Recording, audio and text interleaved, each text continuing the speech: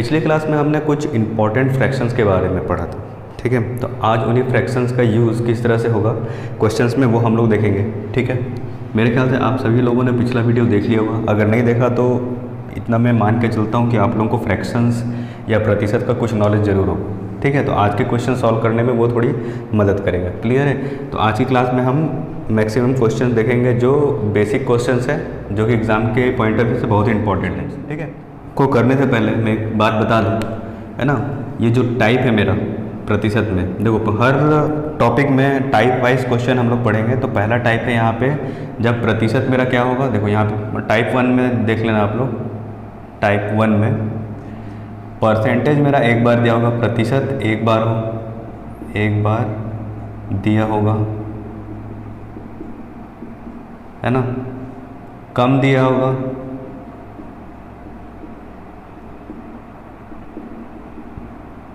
और ज़्यादा का पूछेगा, प्रतिशत पूछेगा,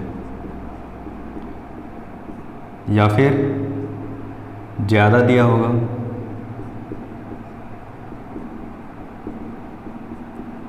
और कम का प्रतिशत पूछेगा। और मोस्ट इम्पॉर्टेंट कि आंसर भी क्या होना चाहिए, मेरा आंसर भी किस में पूछेगा, प्रतिशत में ही पूछेगा।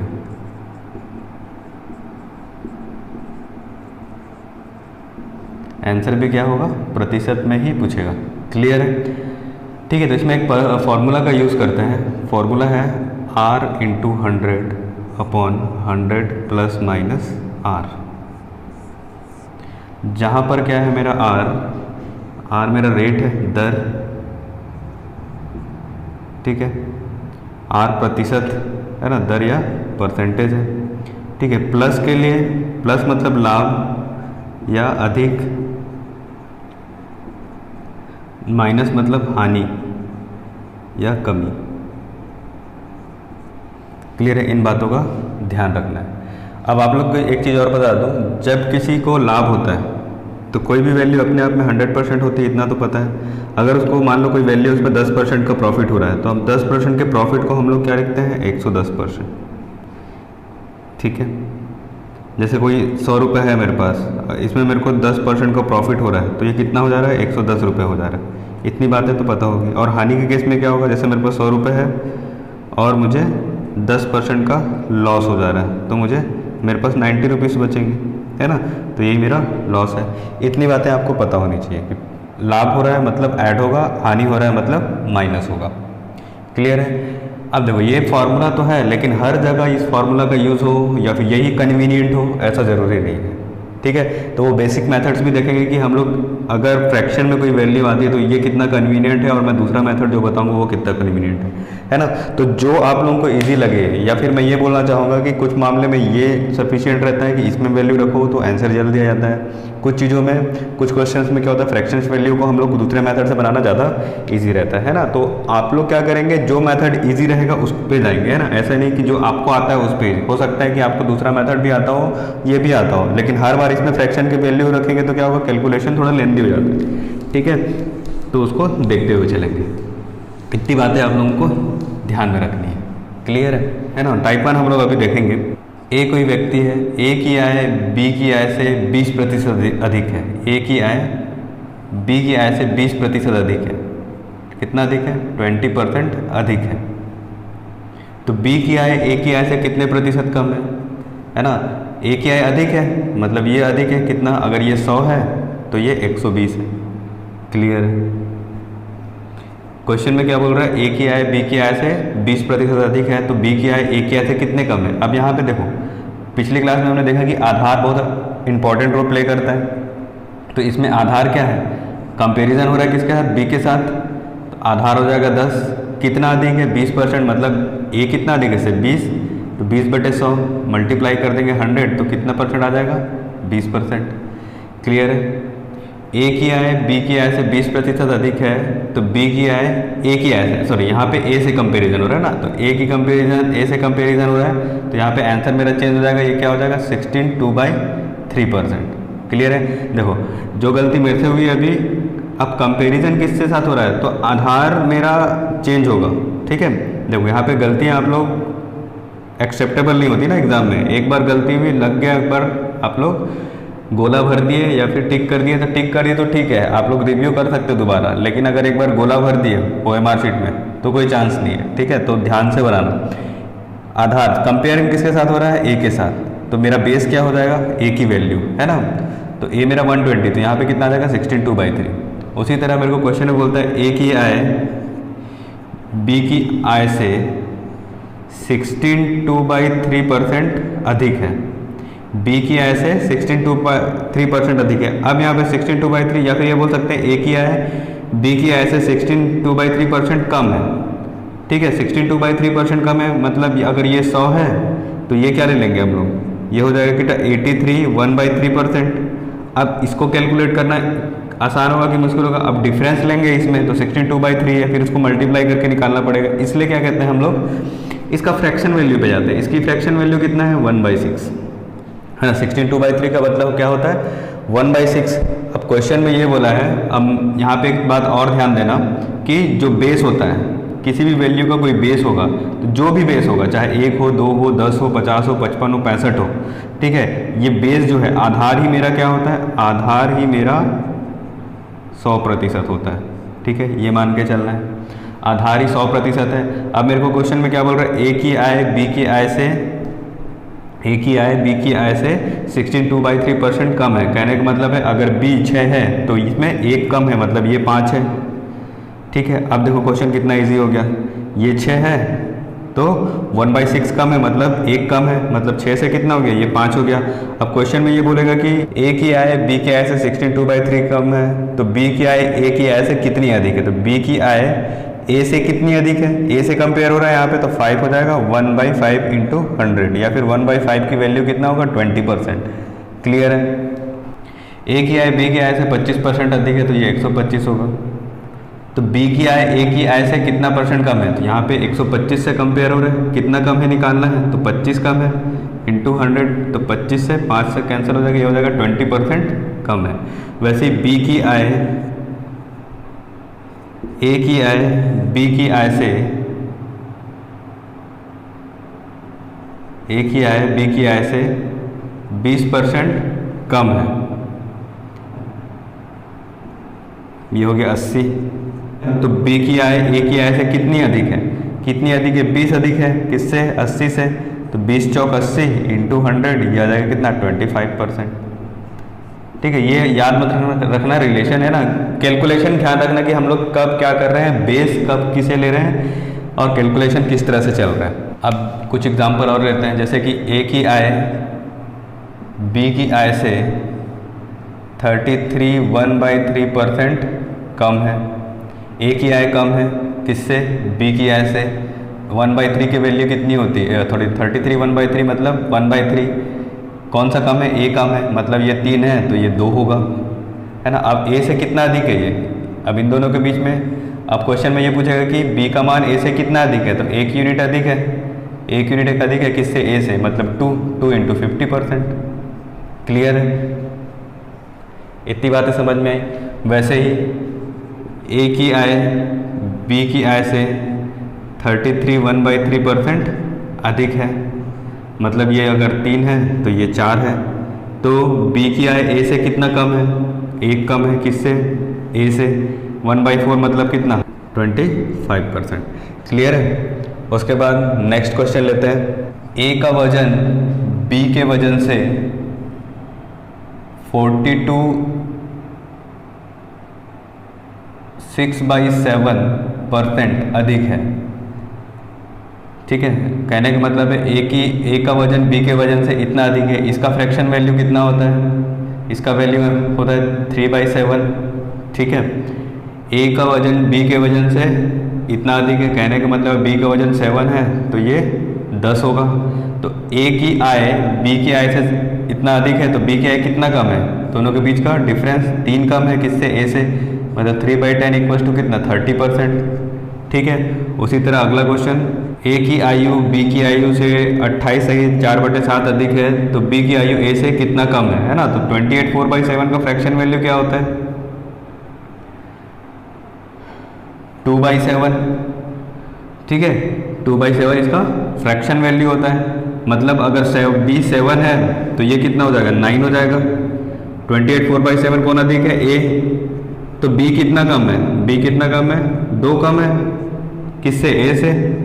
2/9 × 100, मतलब यहाँ पे कितना हो जाएगा, अब देखो यहाँ पे अब 9 का फ्रैक्शन है तो वहाँ पे कितना आ जाएगा, 11 का फ्रैक्शन, तो यहाँ आ जाएगा 22.22%, है ना, आ जाएगा 22.22%। क्लियर है। देखो जनरली देखो ये परसेंटेज आ गया, ठीक है। कई बार क्या होता है कि 22 2/9 दे देता है, तो लोग यहाँ पे कंफ्यूज हो जाते हैं कि भाई 9 के साथ 11 का मल्टीपल आता है तो यहाँ पे 2/9 क्या, तो और आंसर लगा के क्या आ जाते हैं 22 2/11%, है ना। तो यहाँ पे ये क्वेश्चन मेरा गलत हो जाता है, ठीक है। देखो हमारा माइंडसेट क्या है कि भाई जो भी 9 का अगर डिनोमिनेटर है, भाग में 9 से कर रहा हूँ, फ्रैक्शन 2/9 का है तो वैल्यू क्या आना चाहिए, 11 के मल्टीपल में आना चाहिए। लेकिन यहाँ पे क्या आ जा रहा है, 22 सही 2/9, एक 9 दिख जाता है तो अपना दिमाग क्या होता है, इसको एक्सेप्ट नहीं कर पाता, जल्दी हड़बड़ी में क्या होता है, फिर इसको आंसर लगा देते हैं। क्लियर है। और ये बात भी ध्यान रखना है कि अगर फ्रैक्शन 9 में है तो डिनोमिनेटर में भी 9 ही आएगा। क्लियर है। तो ये वैल्यू मेरी दोनों इक्वल है, ये आंसर गलत हो जाएगा। क्लियर। पहला क्वेश्चन स्टार्ट करते हैं। शक्कर की कीमत में 20% बढ़ने पर क्या होगा, कुछ नहीं, 70-20% महंगा मिलेगा, और क्या होगा, है ना। तो यहाँ पे हम लोग आते हैं अपना टाइप 1 पे। शक्कर की कीमत में 20% की वृद्धि होने पर कोई गृहिणी अपने खर्च में कितने कम करेगी, खर्च अपरिवर्तित हो जाए। खर्च अपरिवर्तित हो जाए कहने का मतलब है कि ये मेरा कांस्टेंट है, जो खर्च है, खर्च है मेरा क्या है, ये क्या है, कांस्टेंट है, कांस्टेंट, ये बदल नहीं रहा।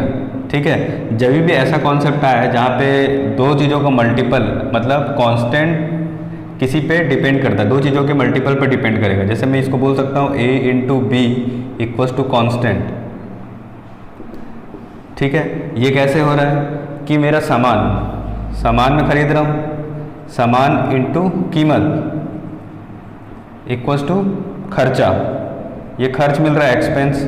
ठीक है। सामान, जैसे सपोज मेरी कीमत है, सपोज एक सामान मैं खरीद रहा हूँ 50 रुपये का, ये 50 सामान खरीदा जिसकी कीमत है मेरे पास 20 रुपये, तो वो मुझे कितना मिलेगा, 1000 रुपये का मिलेगा। लेकिन अब ये 1000 फिक्स है मेरे पास, रेट बढ़ गया, मेरे पास 1000 रुपये है, रेट बढ़ गया, अब ये 20 का कितना हो गया, 25 रुपये हो गया, तो मैं कितना सामान खरीदूंगा, 40 सामान खरीदूंगा। मेरे को क्या करना पड़ेगा, जितना मैं सामान खरीद रहा हूँ उसमें मेरे को कमी करनी पड़ेगी। ठीक है। तो ये कितना होगा, ये मेरी कांस्टेंट वैल्यू 1000 ही रहेगी। कमी किस में करनी पड़ी, मुझे अपने सामान की क्वांटिटी पे कमी करनी पड़ी। ठीक है। उसी तरह ये कॉन्सेप्ट किस पे काम करता है, एरिया पे। ठीक है। जितने भी एरिया वाले क्वेश्चन होंगे, मतलब क्षेत्रफल वाले, कहने का मतलब मेंसुरेशन में भी इसका यूज होने वाला है ना। तो आप लोग देखेंगे कि एरिया क्या होता है, एरिया मतलब होता है क्षेत्रफल बराबर क्या होता है, क्षेत्रफल बराबर होता है लंबाई गुणित चौड़ाई। क्षेत्रफल बराबर होता है लंबाई गुणित चौड़ाई। यहाँ पे क्षेत्रफल क्या है, कांस्टेंट होगा मेरा। ठीक है। सपोज मान लो ये एक वाइट बोर्ड है अपना, उसकी हाइट और विड्थ है ना, कुछ हाइट और कुछ विड्थ होगी, कुछ लंबाई कुछ चौड़ाई होगी। लेकिन अगर मैं इस क्षेत्रफल को चेंज ना करते हुए अगर मैं लंबाई बढ़ा रहा हूँ तो चौड़ाई में कमी करनी पड़ेगी, अगर चौड़ाई बढ़ा रहा हूँ तो लंबाई में कमी करनी पड़ेगी। इतनी बातें समझ में आता है आप लोगों को, क्लियर है। तो क्षेत्रफल के केस में भी ये आएगा, ये क्या हो गया मेरा a × b = कांस्टेंट वैल्यू, जो कि चेंज नहीं हो रहा है। जहाँ पर ये वैल्यू चेंज नहीं होगा, यहाँ पे क्या होगा, अगर एक बढ़ रहा है तो दूसरा कम होगा, अगर दूसरा कम हो रहा है तो पहला बढ़ेगा। इतनी बातें आप लोगों को ध्यान रखना है। ठीक है। और जो फॉर्मूला बोला था वो तो फॉर्मूला है ही अपने पास, क्या, r × 100/100 ± r। क्लियर है। इसमें भी रख के मान बना सकते हैं, तो पहले इसी में रख लो मान। कितना कम हो रहा है, क्या हो रहा है क्वेश्चन में, 25% बढ़ रहा है, तो ये हो गया दर 25 × 100/100 + 25 = ये कितना हो जाएगा, 25 × 100/125। 25 से 5 बार में, 5 से 2 बार में, मतलब 20% क्या करना पड़ेगा, गृहिणी को अपना खर्च में कमी लानी पड़ेगी। अब बोलो इसमें किस तरह से बनाएंगे, ये क्वेश्चन उठता है माइंड में, तो वो भी देख लेते हैं। ठीक है। 20% मेरा आंसर होगा। चलो इस कॉन्सेप्ट में भी बात कर लेते हैं, है ना। तो 25 का मतलब कितना होता है, 1/4, मतलब ये कितना होगा, 4 से 5 होगा। ठीक है, तो कितना बढ़ रहा है, 5 को 4 बनाना है तो क्या करना पड़ेगा, 1 कम करना पड़ेगा। बेस मेरा क्या होगा, बड़े से ही हमेशा कम होगा ना, तो बढ़ा क्या है 5, ये हो जाएगा 5 मतलब कितना 20%। आंसर क्या हो जाएगा मेरा, इंटू 100 करके भी निकाल सकते हो आप 20%। क्लियर है, यहाँ कोई ताम झाम नहीं है और ज़्यादा लिखने की ज़रूरत भी नहीं पड़ती है। क्लियर है। अगला क्वेश्चन है, पेट्रोल की कीमत में 16/3 की कमी आने पर, है ना, पेट्रोल की कीमत में कितना 16/3% की कमी आने पर कोई उपभोक्ता उसमें कितने % की वृद्धि कर दे कि खर्च अपरिवर्तित रहे। 16/3 का फ्रैक्शन वैल्यू कितना आता है, 1/6। कमी आ रहा है मतलब 6 से क्या हो रहा है 5, मेरे को फिर से 5 को 6 बनाना है तो कितने बढ़ाना पड़ेगा, 1 बढ़ाना पड़ेगा, जिससे मेरा खर्च क्या होगा, चेंज नहीं होगा, है ना। तो 5 से 6 बढ़ाना है तो कितने, 5 से बढ़ा रहे हैं मतलब 1/5 इंटू 100, ये कितना हो जाएगा 20%, मतलब 20% मेरे को बढ़ाना पड़ेगा। ठीक है, इसी क्वेश्चन में अगर ये पूछता है कि 16/3 की वृद्धि हो रही है तो मतलब 6 से कितना हो रहा है 7 हो रहा है, 7 से 1 कम करना पड़ता है मेरे को, तो 1/7 का वैल्यू कितना होता है 14.28%। ठीक है, तो ध्यान से बनाना, कैलकुलेशन में मुझसे कोई छोटी मोटी गलती होती है तो उसको अवॉइड करना, उसको रेक्टिफाई करते हुए नोट्स बनाना। क्लियर है। चलो हम लोग आगे क्वेश्चन देखते हैं। अगला क्वेश्चन में बताया हुआ है कि टावर ए की ऊंचाई बी की ऊंचाई से कितना बड़ा है, 42.6/7% अधिक है। ए की ऊंचाई बी की ऊंचाई से 42.6/7, इसकी फ्रैक्शन वैल्यू कितनी है 3/7 है, मतलब ए की ऊंचाई बी की ऊंचाई से 3/7 बड़ी है। तो अगर ये 7 है तो ये कितना हो जाएगा 10। ठीक है, क्वेश्चन में आगे क्या बोलता है, तो बी ए से कितना कम है, तो बी की ऊंचाई ए की ऊंचाई से कितनी कम है, 3 कम है। किससे कंपेयर कर रहा है, ए से, ए मतलब 10, मतलब कितना हो जाएगा 30%। ये क्वेश्चन अभी एग्जाम्पल में भी देख लिए थे हम लोग। अगला क्वेश्चन देखते हैं, ए का वजन कुछ दिया हुआ है ना, ए का कुछ वजन है, जैसे ए का वजन दिया हुआ है 62/7 किलोग्राम, ये मेरा ए का वजन है। ठीक है, और बी का वजन ए के वजन से कम है, बी का वजन ए के वजन से कितना कम है 28.4/7% कम है। ठीक है, इतना कम है ए के वजन से, मतलब ये कम है। 28.4/7 का फ्रैक्शन वैल्यू क्या होता है 2/7, मतलब ए अगर 7 है तो ये कितना होगा 5 होगा। आगे क्वेश्चन में बोलता है, तो ए का वजन बी से कितना अधिक है, तो ए का वजन बी से कितना अधिक है, डिफरेंस कितने का है 2 का, बी से कितना अधिक है, ये बी से कंपेरिजन मतलब 2/5, 1/5 वैल्यू कितना होता है 20%, तो 2/5 का वैल्यू कितना हो जाएगा 40%। ठीक है, जो पिछला वीडियो नहीं देखा होगा उसको समझ में नहीं आएगा, फिर भी बता दे रहा हूँ 2/5 है ना। यहाँ पे क्या सोचना है आपने को 2 × 1/5, 2 × 1/5 कहने का मतलब है 1/5 इक्वल टू कितना होता है 20%, तो 2 × 20% ये हो जाएगा कितना 40%। क्लियर है। चलिए अब इसका नेक्स्ट टाइप देखते हैं, टाइप 2। टाइप 2 में क्या होगा, a × b कांस्टेंट नहीं होगा। क्लियर है, यहाँ पे कोई वैल्यू चेंजेस हो गई। इसी में क्या होता है, या तो सक्सेसिव, मतलब a से b में बढ़ेगा, b से c में बढ़ेगा ना, परसेंटेज क्या होगा कंटिन्यू बढ़ता जाएगा या घटता जाएगा, डिक्रीज होगा या इंक्रीज होगा, या डिक्रीज भी हो सकता है, इंक्रीज भी हो सकता है, या इंक्रीज डिक्रीज भी हो सकता है, या डिक्रीज इंक्रीज भी हो सकता है। ठीक है, वो डिपेंड करता है क्वेश्चन पे कि पहले बढ़ रहा है या घट रहा है, या पहले घट रहा है या बाद में बढ़ रहा है, या फिर दोनों टाइम बढ़ रहा है या दोनों टाइम घट रहा है। क्लियर है। इस केस में क्या होगा, मान लो कोई वैल्यू है मेरे पास a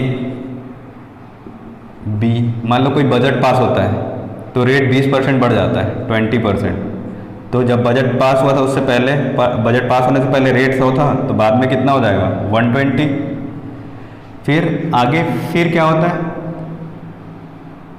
10% क्या होता है, नेक्स्ट बजट में फिर पारित होता है कि 10% कम कर दिया जाए, 10% कम कर दिया जाए। 10% कम कितना हो जाएगा, 10% इसमें से कम करेंगे मतलब यहाँ पे क्या होगा, यहाँ पे कितना हो रहा था +20 हो रहा था, यहाँ पे 12 हो जाएगा, 12 कम कर देंगे कितना हो जाएगा 108। तो ओवरऑल इंक्रीमेंट कितने के हुआ टोटल एक्सपेंस में? पहले मैं 100 रुपये खर्चा कर रहा था, अब कितना खर्चा कर रहा हूँ 108 रुपये खर्चा कर रहा हूँ, तो इंक्रीमेंट कितना हो गया 8% का।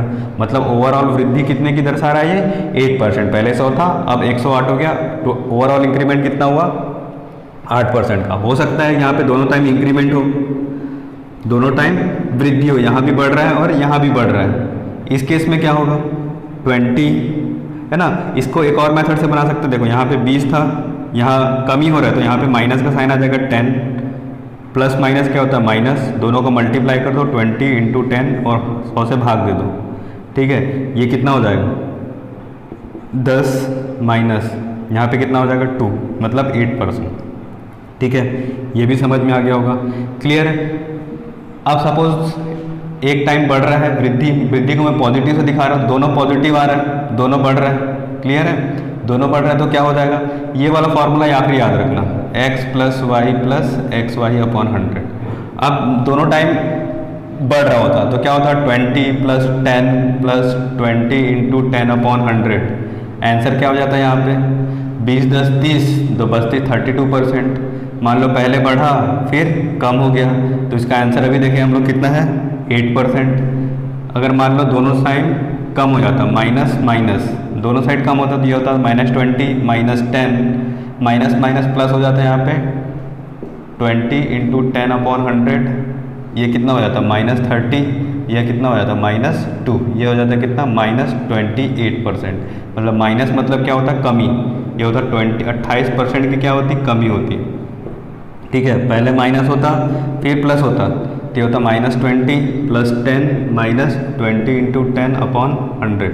ये कितना हो जाता -10 -2, ये कितना हो -12%, मतलब 12% की क्या होती कमी होती।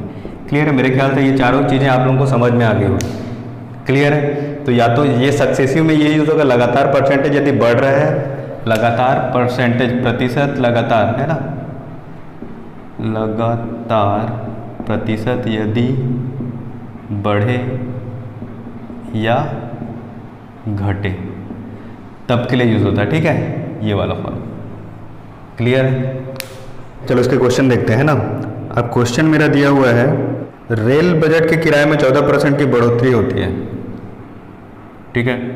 कितने परसेंट की बढ़ोतरी हो तो 14% की बढ़ोतरी होती है, ठीक है। तो मेरा पहले क्या है 100 रहा होगा मेरा रेंट किराया, बजट के बाद वो 14% बढ़ जाता है, 14% बढ़ता है तो ये कितना होता है 114% हो जाता है, ठीक है। उसके बाद क्या होता है फिर कितना बढ़ता है बजट में, फिर क्या करते हैं 10% बढ़ा देते हैं, ठीक है। तो पहले यहाँ से कितना हुआ 14% बढ़ा, अब 10% जो बढ़ेगा इस पे बढ़ेगा, ठीक है, इस वाले वैल्यू पे 10% बढ़ेगा, तो इसका 10% कितना होगा, इसका 10% होगा 11.4, मतलब 11 रुपये 40 पैसा और बढ़ जाएगा। यहाँ पे कितना ऐड हुआ, यहाँ पे प्लस 14 हुआ, यहाँ पे 11 रुपये 40 पैसा और बढ़ जाएगा, तो इसको टोटल करेंगे कितना हो जाएगा 125.40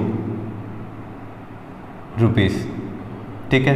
इतना हो गया। ओवरऑल इंक्रीमेंट कितना हुआ 125 ओवरऑल इंक्रीमेंट कितना हो जाएगा 25.4%, क्लियर है। इसको दूसरे मेथड से कैसे बनाओगे, पहले 14 बढ़ा फिर 10 बढ़ा फिर 14 इंटू 10/100, ठीक है, ये 1.4 हो जाएगा, ये कितना होगा 24 प्लस ये कितना हो जाएगा 1.4, ये कितना हो जाएगा 25.4% इंक्रीमेंट, क्योंकि पॉजिटिव में आंसर आ रहा है मतलब ये वृद्धि को बताएगा, क्लियर है।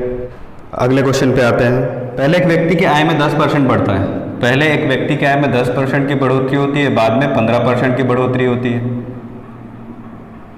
अपॉन 100, ये कितना हो जाएगा 25 प्लस 1.5, ये कितना हो जाएगा 26.5%। ओवरऑल क्या हो गया उसका पेमेंट बढ़ गया। उसी तरह से नेक्स्ट क्वेश्चन, चीनी के मूल्य में 10% की कमी आती है, मतलब -10।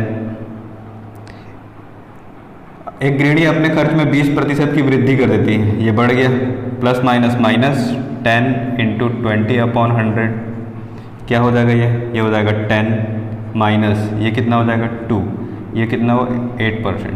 तो ओवरऑल वृद्धि कितनी हो जाएगी 8%, उसका खर्च बढ़ जाएगा, क्लियर है। अब देखो यहाँ पे क्वेश्चन में बोला हुआ है कि मजदूरों की घंटों की मजदूरी 12.5% बढ़ाई जाती है। बढ़ाई कितनी जा रही है? 12.5% बढ़ाई जा रही है मजदूरी, यहाँ पे मजदूरी बढ़ रही है। ठीक है, क्वेश्चन का पैटर्न बस समझते चलना। साप्ताहिक घंटे 8% घंटे कितने कम कर जा रहे हैं? वर्किंग आवर कितने कम किए जा रहे हैं? 8% की कमी करते जा रहे हैं। ठीक है, उसके बाद जो भी दिया है वो वेस्ट है। अब एक बात ध्यान रखना, अगर मेरा क्वेश्चन परसेंटेज में है और आंसर भी परसेंटेज में पूछा जाए तो कभी भी वैल्यू पे जाने की जरूरत नहीं है ना। वैल्यू सिर्फ हम लोग को गुमराह करने के लिए दिए जाते हैं। ठीक है, मजदूरी 12.5। अब इसका फ्रैक्शन वैल्यू निकालेंगे तो कितना होगा? 12.5% का होता है 1/8। 8% की निकालोगे तो आप आ जाएगा 2/25। क्लियर है? कहने का मतलब है 8/100 करोगे तो ये कितना हो जाएगा? 4 से कैंसिल होगा 2 बार में, और ये कितना हो जाएगा? 25 ना, 2/25। क्लियर है? ठीक, ये 2/25 आ जाएगा। कहने का मतलब है कि मजदूरी कितनी बढ़ी? पहले कितनी थी? 8 थी, अब कितनी हो गई? 9 हो गई। ये बढ़ गया। तो अब वो क्या कर रहा है? वर्किंग टाइम को कम कर दे रहा है। कितना कम कर रहा है? पहले 25 था, अब उसमें 2 कम कर दो, 23 हो जाएगा। ठीक है, अब इसमें क्या करेंगे? दोनों को मल्टीप्लाई कर दो। पेमेंट कैसे मिलता है? इन दोनों को मल्टीप्लाई करके कितना घंटा काम किया वैसे मिलेगा, मतलब जो जितना काम किया उसको हिसाब से पैसा मिलेगा। ये कितना हो जाएगा? 200। ठीक है, ये कितना आ जाएगा? 207। अब इंक्रीमेंट कितने का हुआ? इंक्रीमेंट हुआ 7 का। कितने में? 200 में। 200 में इंक्रीमेंट हुआ मतलब 2 0 कैंसिल हो गया, 2/7 मतलब 3.5%। या तो इस तरह से बना लो, या फिर मेरा दूसरा तरीका क्या है? वही सक्सेसिव वाला x + y इस फॉर्म में फॉर्मूला में मार रख दो, x + y + xy/100। क्लियर है? यहाँ पे मान रखोगे तो क्या हो जाएगा? x की वैल्यू कितनी है? 12.5 प्लस, सॉरी यहाँ माइनस हो जाएगा क्योंकि कमी हो रही है, 8 माइनस 12.5 × 8/100 इक्वल टू ये कितना हो जाएगा? 4.5 - 1 ये हो जाएगा 3.5%। क्लियर है? ठीक है, एक गोले के आयतन, अच्छा गोला का आयतन है, कहने का मतलब गोले का आयतन का फॉर्मूला पता होना चाहिए। 4/3πr³। यहाँ पे रेडियस कितने बार है? 3 बार है ना। तो इससे ये वाला टाइप में परसेंटेज 2 बार या उससे अधिक बार दिया रहे तो इस टाइप इस फॉर्मूला का यूज़ करते हैं। किसका? x + y + xy/100। ठीक है, चलो इसको देखेंगे अभी। क्लियर? ये फॉर्मूला नहीं मिटाऊंगा, इसको रहने में बार बार लिखना पड़ रहा है मुझे। ठीक है, तो मतलब यहाँ पे परसेंटेज कितना है? 3 बार दिया रहेगा, मतलब जो चेंजेस आएंगे 3 बार आएंगे चेंजेस। क्लियर है? ठीक है, तो ये कांस्टेंट वैल्यू का तो कोई मतलब नहीं है। अब रेडियस में ही फर्क आ रहा है। अब कितना फर्क आ रहा है? वृद्धि हो रही है, कमी हो रही है? यहाँ पे 20% बढ़ाया जा रहा है, 20% बढ़ रहा है। 20% बढ़ रहा है कहने का मतलब है कि 1/5 बढ़ रहा है। कहने का मतलब ये है कि पहले 5 था तो वो 6 हो रहा है, फिर 5 था फिर 6 हो रहा है, फिर 5 था फिर 6 हो रहा है, क्योंकि रेडियस कितने बार है? 3 बार है, तो रेशियो भी 3 बार मल्टीप्लाई करेंगे। ये कितना हो जाएगा? 125, और ये कितना हो जाएगा? 216। दोनों के बीच का डिफरेंस कितना है? 91। कितने में? 125 में बढ़ रहा है। आधार मेरा क्या हो जाएगा? 125। मल्टीप्लाई कर दो 100 से, ये कितना हो जाएगा? 25 से 5 बार है, 25 से 4 बार। ठीक है, ये कितना हो जाएगा? 36/5। 36 5 से डिवाइड करना है तो क्या करो? सबसे पहले ऊपर में 2 से मल्टीप्लाई करो और एक संख्या के पहले दशमलव लगा दो। ये कितना हो जाएगा? 8, ये 72.8। यही मेरा क्या होगा? परसेंट। क्लियर है? अगर ये वाला फॉर्मूला यूज़ करना है तो परसेंटेज कितने बार यूज़ होगा? 20 20 20, मतलब 20 20 और 20% है ना। ठीक है, पहले इन दोनों के लिए निकालो, कितना होगा? 20 20 40 4 44 44%। 44 और 20 के साथ निकालोगे तो ये क्या हो जाएगा? 44 + 20 + 44 × 20/100। क्लियर है? ये हो जाएगा कितना? 64 प्लस ये 1 0 कैंसिल हो गया, ये आ जाएगा कितना? 8.8। ये हो जाएगा कितना? 72.8%। प्लस में आ रहा है इसीलिए इंक्रीमेंट दिखाएगा, मतलब वृद्धि दिखाएगा। उसके बाद नेक्स्ट क्वेश्चन पे आते हैं। यदि गोले की त्रिज्या को 12.5% बढ़ा दिया जाए, गोले की त्रिज्या को 12.5% बढ़ा दिया जाए तो उसके धरातल के क्षेत्रफल में कितने प्रतिशत शुद्ध बढ़ोतरी होगी? धरातल की क्षेत्रफल है ना, सरफेस एरिया, मतलब रेडियस कितने बार आएगा? 2 बार आएगा। ठीक है, इतना पता होना चाहिए कि रेडियस कितने बार आएगा? सरफेस एरिया में 2 बार आएगा। ठीक है, तो 2 बार बढ़ा दोगे आप। 16 2/3 मतलब 1/6। 6 से 7 हो रहा है, 6 से 7 हो रहा है, मतलब 36 से 14 है। बढ़ा रहा है या कमी कर रहा है वो देख लेते हैं। अच्छा ये परसेंटेज दूसरा है, सॉरी है ना, परसेंटेज दूसरा है। यहाँ पे ध्यान देना कि रेडियस कितने बार लिया जा रहा है, 2 बार लिया जा रहा है। मतलब क्या हो जाएगा, r into r, surface area में रेडियस 2 बार यूज होता है ना, तो रेडियस 2 बार कैलकुलेट होगा।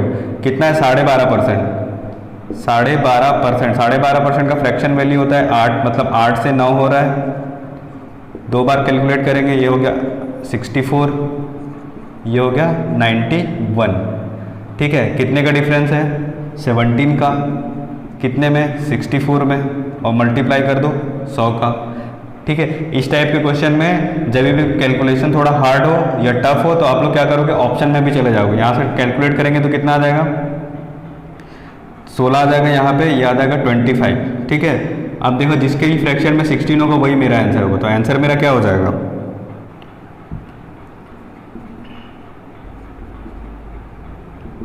ठीक है, तो आंसर क्या हो जाएगा मेरा 26 9/16।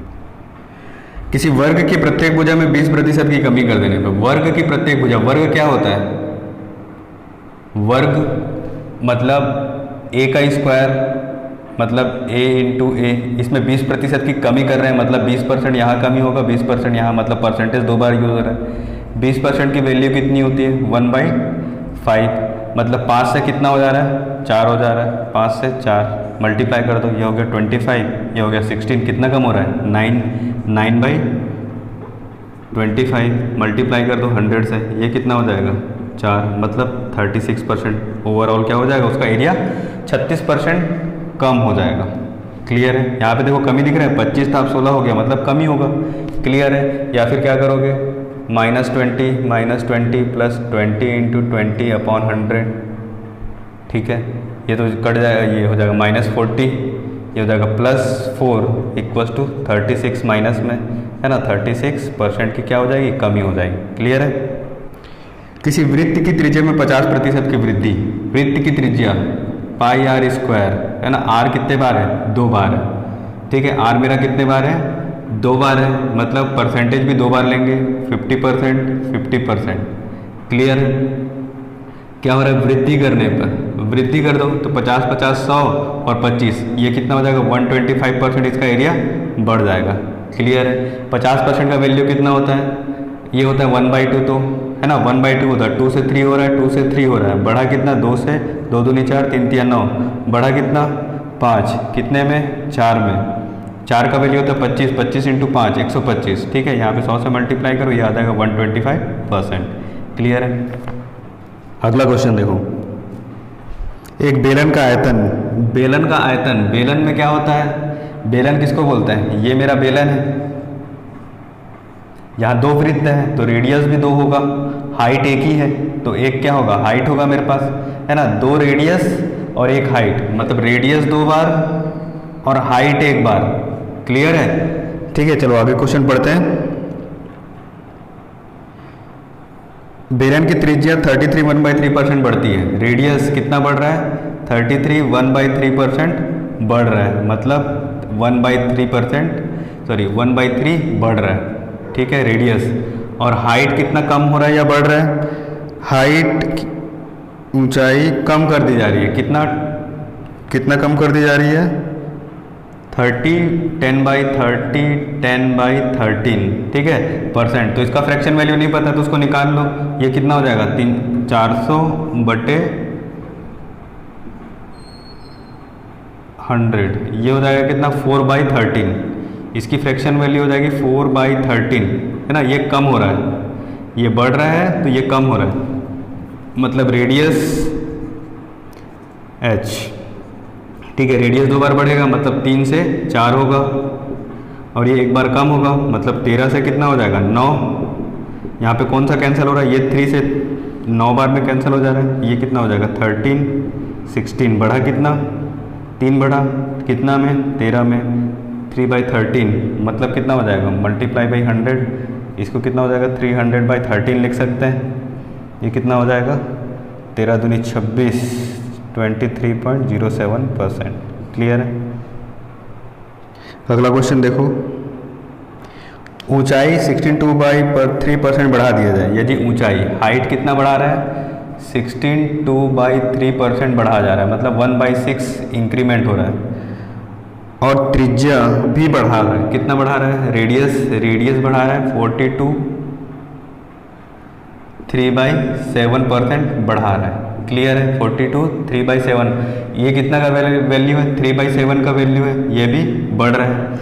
आगे क्वेश्चन में बोलता है क्षेत्रफल में प्रतिशत वृद्धि बताइए। क्षेत्रफल में प्रतिशत वृद्धि ना, तो एक बार r का यूज होगा और एक बार h का यूज होगा। ठीक है, तो ये कितना हो जाएगा? 6 से 7, और ये कितना हो जाएगा? 7 से 10, 7 से 7 कट गया, कितना हो जाएगा? 6:10। दोनों के बीच का डिफरेंस कितने का है? या फिर इसको एक बार और कैंसिल कर लो, 2 × 6, 2 × 5 = 3 से 5, मतलब 2/3। 2/3 मतलब ये हो जाएगा 66.67% या फिर 66.66। ठीक है, ये मेरा आंसर हुआ। क्लियर है? अगला क्वेश्चन पे आते हैं। ठीक है, तो यहाँ पे देखो मरम्मत करने के बाद बैठक व्यवस्था पहले कितनी थी? 840 थी, अब कितनी हो गई? 720 हो गई। ठीक है, पहले कितनी थी टिकट की कीमत? 1530, अब कितनी हो गई? 1870। क्लियर है? अब देखो रेवेन्यू, किसी भी थिएटर या फिर किसी भी टॉकीज का रेवेन्यू कैसे जनरेट होता है? रेवेन्यू इक्वल्स टू होता है सीट इंटू सीट और उसका प्राइस, रेट है ना, प्राइस। ये क्या होता है? रेवेन्यू होता है। तो पहले सीट कितना था? 840। मान लो किसी के पास 100 सीट है और पर टिकट की कीमत 150 रुपये है, तो उसका रेवेन्यू कितना होगा? 15,000 रुपये। क्लियर है? तो अब इन दोनों को मल्टीप्लाई कर लो, या तो फिर इन दोनों को इजी कर लो। पहले रेशियो निकाल लेते हैं, यहाँ से ये कैंसिल होगा। चलो इसका पहले क्या करते हैं, इसको रेशियो में चेंज कर लेते हैं। यहाँ से कैंसिल का आउट करोगे तो कितना हो जाएगा? ये 0 से 0 कैंसिल हो गया, ये हो गया 7 और ये हो जाएगा 6। 12 छक 12 से 84, 12 छक 72। ये 17 से कैंसिल करेंगे तो ये कितने बार में जाएगा? ये जा रहा है 9 बार में और ये जा रहा है कितना? 11 बार में। कहने का मतलब है, रेशियो में फिर से लिख दे रहा हूँ, ये 7 से 6 हुआ, ये 9 से 11 हुआ। ठीक है, दोनों को मल्टीप्लाई करो, 9 × 7 = 63, 11 × 6 = 66, मतलब 63 से कितना हो गया? 66। वृद्धि कितने की हुई? 3 की वृद्धि हुई। कितने में? 63 में। मल्टीप्लाई कर दो 100 से। क्लियर है? तो ये कितना हो जाएगा? 300 / 63। ठीक है, डिवाइड कर लो इसको, मतलब 4 पॉइंट समथिंग आएगा इसके अंदर, है ना। 6 × 4 = 24 होता है, 6 × 5 = 30 होता है, लेकिन यहाँ 3 भी है, तो यहाँ पे कितना आंसर आना चाहिए? 4 पॉइंट समथिंग। ऑप्शन चेक कर लो, ऑप्शन में दिया है, एक ही ऑप्शन है 4 से, मतलब 4.7 इसका राइट आंसर है। क्लियर है? 4.7 इसका राइट आंसर होगा। ठीक है, चलो ये आज का लास्ट क्वेश्चन है। क्वेश्चन में दिया हुआ है वस्तुओं का दाम प्रथम X% बढ़ाया जाता है। पहले X% बढ़ाया जा रहा है। मान लो वस्तु की कीमत, कोई कीमत है, ठीक है, P फॉर प्राइस कोई कीमत है, उसमें 10% बढ़ा रहा है, मतलब 100 में X% बढ़ रहा है, मतलब इतना वृद्धि हो जा रहा है। ठीक है, फिर क्या कर रहा है? X% कम कर दे रहा है, तो 100 - X/100 हो जाएगा ये। उसके बाद ये वैल्यू कितने के बराबर हो जा रही है? ये वैल्यू हो जा रही है M/100 के, M/100 के। ठीक है, और क्वेश्चन में क्या पूछा है? तो नई कीमत बताओ। तो नई कीमत निकालना है, कुछ नहीं, मेरे को इसकी कीमत निकालनी है, ये मेरा क्वेश्चन मार्क है। तो P का वैल्यू क्या हो जाएगा? ठीक है, यहाँ से 100 कैंसिल कर दो, ये हो जाएगा 100 × M/100 का स्क्वायर माइनस X का स्क्वायर। ठीक है, यही मेरा आंसर होगा, नया प्राइस। क्लियर है? ठीक है, तो यही मेरा आंसर होगा। तो फ्रेंड्स, आज की क्लास इतना ही, यहीं पे समाप्त करते हैं। अगली क्लास में बहुत ही जल्दी मुलाकात होगी आप लोगों से। अगर आप लोगों को वीडियो अच्छा लगता है तो उसको लाइक, शेयर और सब्सक्राइब करें। तो अगले वीडियो में परसेंटेज हम लोग कंटिन्यू करेंगे। ठीक है, तो आज के वीडियो में इतना ही, अगले वीडियो में फिर मिलेंगे आप लोगों से। तब तक के लिए गुड नाइट, बाय बाय।